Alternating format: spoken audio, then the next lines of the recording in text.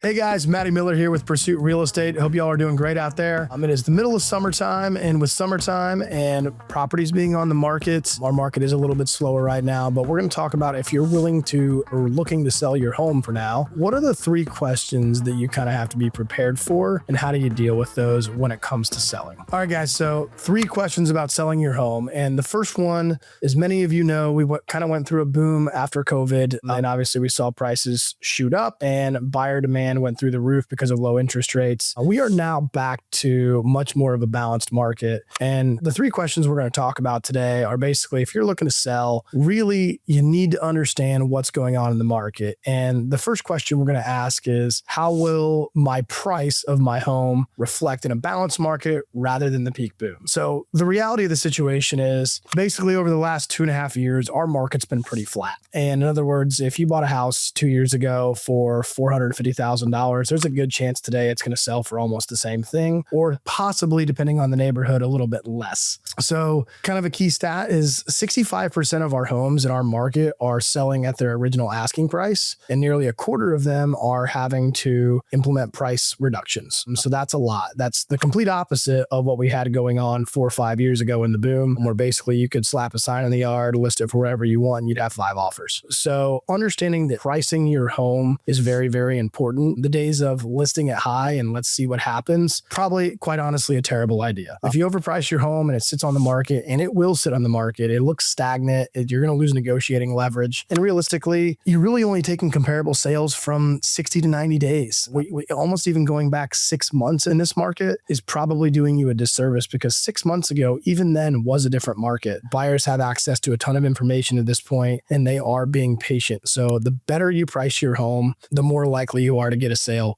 pretty quickly. The next question that we always want to ask is, as a seller, and if you're going to sell in this market, are you prepared to let the home sit on the market for 2 to 3, 4 months? And the second question is, am I going to be prepared to handle buyer concession requests? So a lot of properties that we're coming into, and I don't know the exact stat on this, but right now our current days on market is 54 to 67 days, somewhere in that ballpark. So basically on average 2 months. Obviously, if you price it higher, those days on market can become higher as well. So we can get up to 90 to 120 days. Because those properties are sitting longer, buyers have the upper hand to be picky. That's pretty much the nature of the game. When they have more inventory, they're rarely waiving any inspection contingencies anymore, and they're requesting a lot of repairs. So be prepared to make repairs, be prepared to give concession requests, and be prepared that it may take 2 or 3 or 4 months to get something sold. And that's just the nature of the game. All that stuff with mortgage rate buy downs and things like that, and the closing cost credits that are coming in and the concession request, a lot of buyers are then taking that and spinning it off into, hey, I can buy my interest rate down to 5.75 or 5.85 or whatever,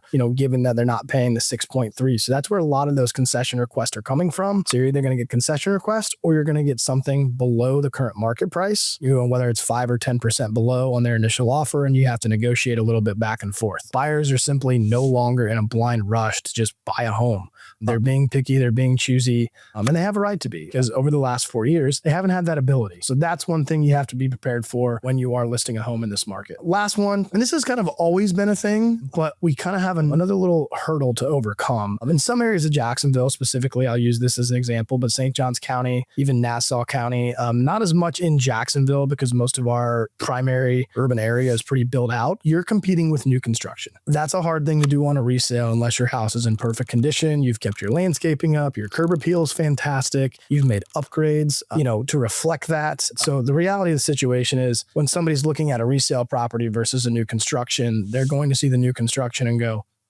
that sounds great. Not to mention, those builders are giving incentives to be able to get that deal done, because they are trying to build things quickly, and they're trying to get out of those neighborhoods as soon as possible, because realistically, builders don't really build in a down market. They want to build in a market that's growing. And right now we're entering a phase of where we may not have massive growth. So understanding that your home's curb appeal and your online presence, in other words, the photos that you get and how it looks online, is just as important as anything. So if an agent comes to you and says, hey, I think you need to add some mulch, I think you need to trim your bushes, we need to get this dead tree out of here, we need to paint the front of the house, we need to do all these things, and you're not prepared for that, that's probably going to really hinder your ability to get a sale on a resale property. So be prepared for all these questions. And again, listen to your agent because they do know the market. And again, it's one of those things that you really, if you're going to sell a house in this market, you have to be prepared to do some things, to spend a little bit of money, to make sure that your finances are in order so you are prepared to go down that road. So again, a lot of things that can help. If you guys have any questions about this and you are considering selling in this market, give me a call. My name's Matty Miller with Pursuit Real Estate. You guys know where to find me, and we'll talk soon.